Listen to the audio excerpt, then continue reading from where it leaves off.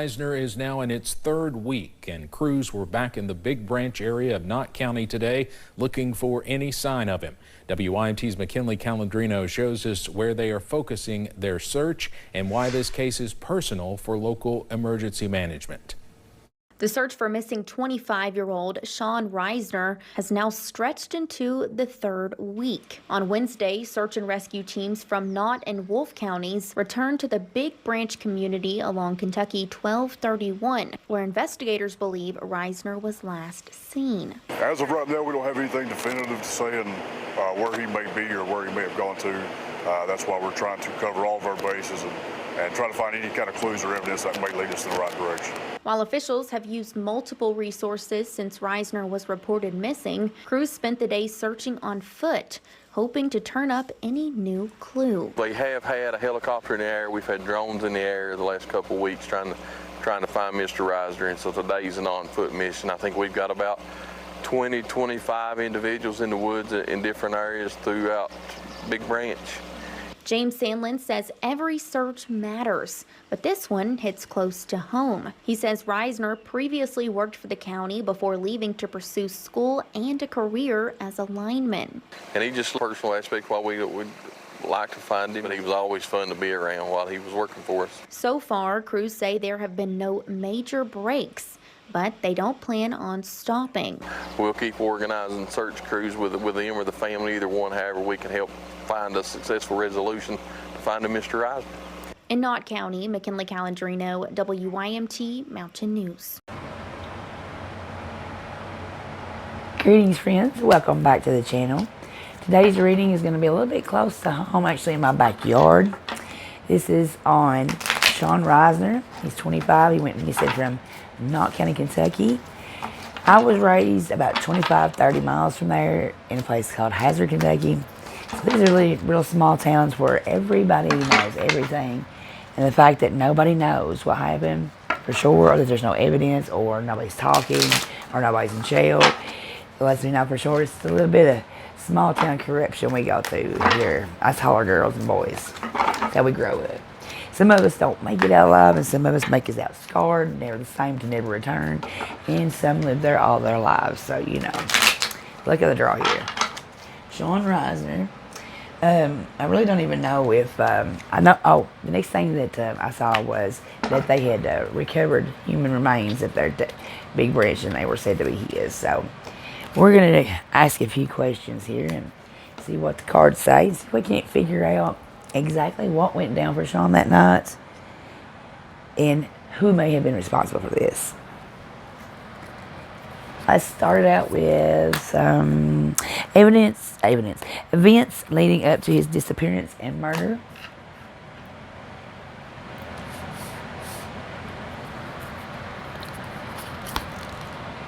Sean's state of mind that night. Circumstances surrounding his disappearance and murder.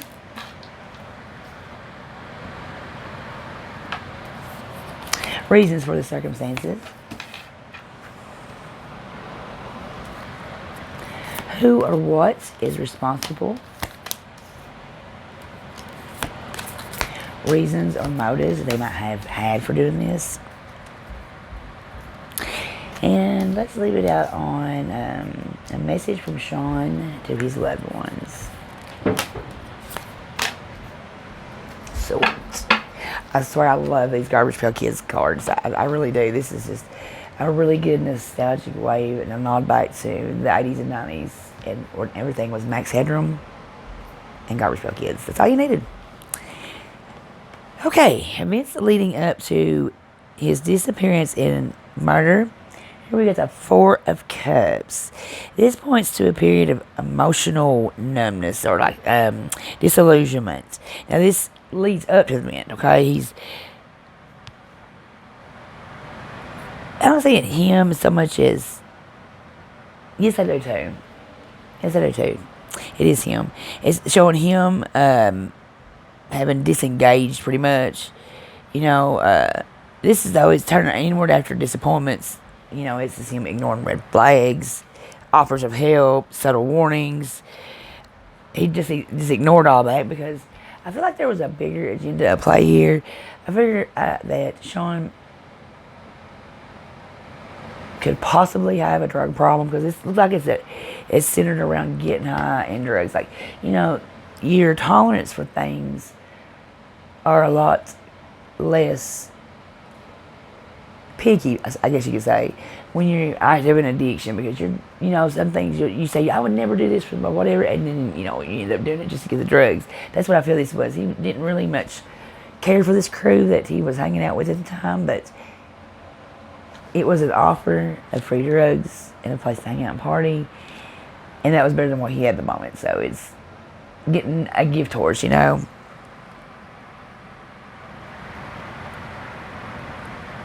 Yeah, relational stagnation for sure. It's him. I can see him saying, I've seen this before. Nothing changes. Everything's the same. Different face, same name, or same face, different name, or whatever. Now, if we're looking at this energetically, though, this created some room for vulnerability. That's Sean lowering his defenses. That's definitely missing the intuitive hits.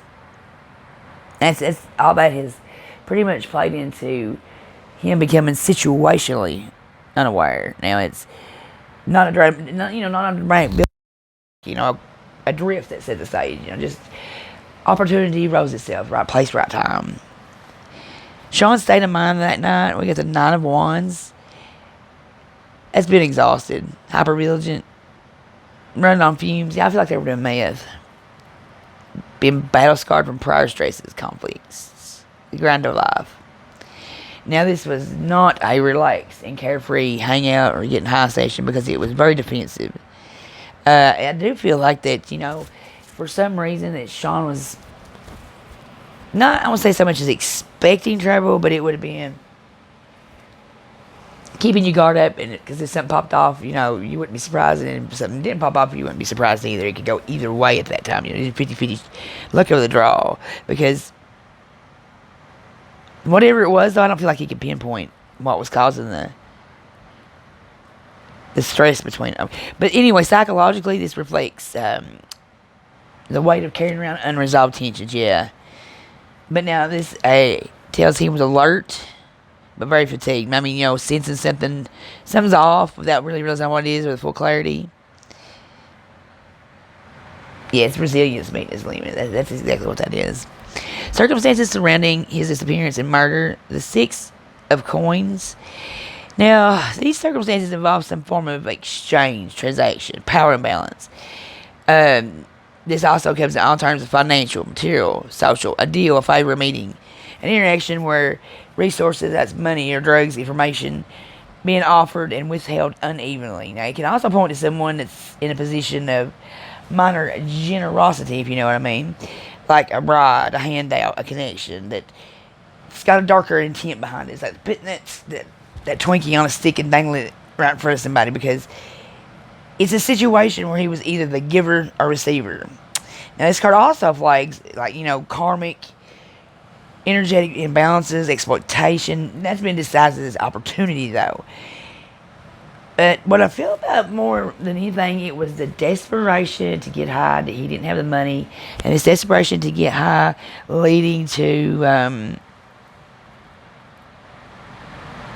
risky alliances. Hanging out, like I said, hanging out with people you wouldn't normally be hanging out with. I can't think of the word. Now, this didn't happen in isolation. There's witnesses to this. Reasons for the circumstances. Pages of Swords reversed. The reasons pretty much come from distorted, immature mental energy. Now, it's being hasty judgments, leaked secrets, surveillance gone wrong, someone playing mind games, snooping. This all coming from retaliation and paranoia. This crew was on some heavy drugs and a lot of days with no sleep. And, that the exhaustion has got there. The hallucination point is there. The paranoia is there. It's all of that there. Yeah, it's been reckless. It's also, as you're being reckless, not having the ability to cut through deception clearly. So now, this is going to fuel the circumstances. Now, what do I mean by that is it's going to introduce miscommunication, hidden agendas, of course. This is what's destabilized everything. It's gaslighting, rumor mongering. You know, someone whose cleverness backfired into violence. Now, I feel that is Sean. That was his whatever he said or did, promised or did for this free dope. Who is responsible? 2 of Swords reversed. Whew, this is the blindfold coming off. This leads to forced decisions, remove barriers, overwhelming truths, betrayal, and indecision, definitely. Now, the responsibility lies in a breaking point of avoidance, false balance here. It's a person or group, it can even be a group, stuck in indecision or denial, but finally decide, okay, it's a couple guys standing there, and him standing there, and them all saying, oh, you stab him, no, you stab him, oh, you shoot him, oh, you shoot him, oh, no, you don't shoot him. And then the third guy in the back, not saying anything, just comes up and grabs it out there and says, yeah, come on, pussies, here we go, boom, and lets it off. It's that acted impulsively there because it's an internal conflict that was within the perpetrator that erupted. Not anything so much that Sean did, but it's someone showing someone torn between two paths of loyalty, secrecy versus exposures. Yeah. This is, like I said, it's this guy sitting back, you know. Now, this is a known associate, either a rival, opportunity, even up to an opportunistic figure. Yeah, this denial or indecision is what's enabled this act. Responsibility is just not purely tied to this. Reasons and motives. 8 of Wands reverse. This is delays, misfired plans, scattered energy, aggression that backfires. Motives involved, being rushed, frustrated, obstructed desires. It's a plan for quick gain, revenge, silencing. It's an opportunity to strike. But it's been poorly executed for sure.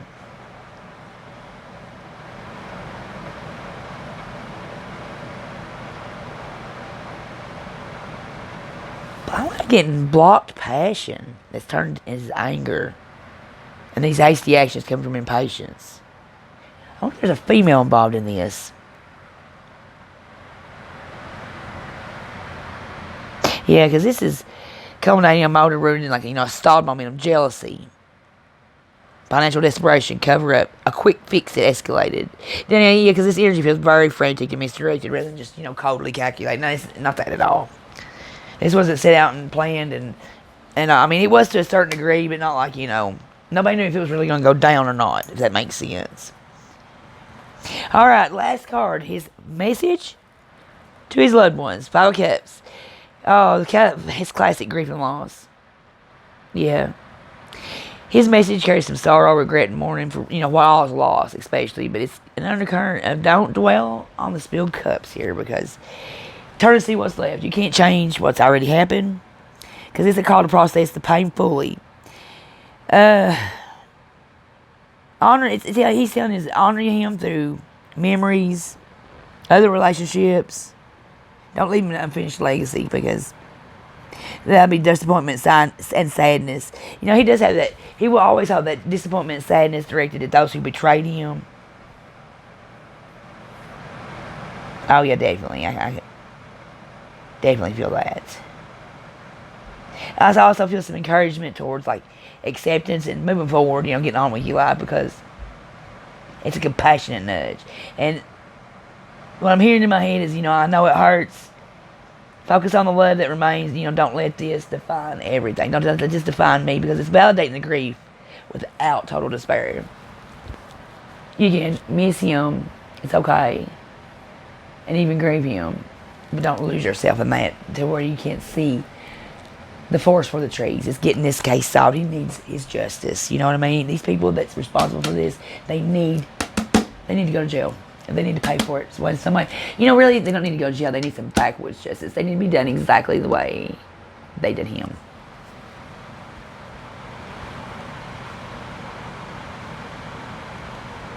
Now, this responsible party is in his existing circles. Either a transactional, a drug relationship, they do drugs together, buy drugs off each other, whatever. And it's a completed relationship rather than just, a pure stranger. It ain't no random act for sure. Because it's known as associates. Financial and deal-related tensions with them, within them. Having some recent drama within one another. I feel like this is a girl that he may have had a romantic connection with some way, somehow. And there's also a dude involved. Either she's also had a romantic connection with this dude. I feel like she's kind of played them one against the other. I don't know. Because I just feel like that. Yeah, I definitely feel like that because I feel like it's.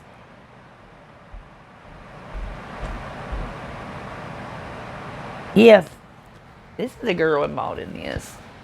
I would look at who he was last spent his time with as a female and go from there because she'll lead you right to the man that killed him.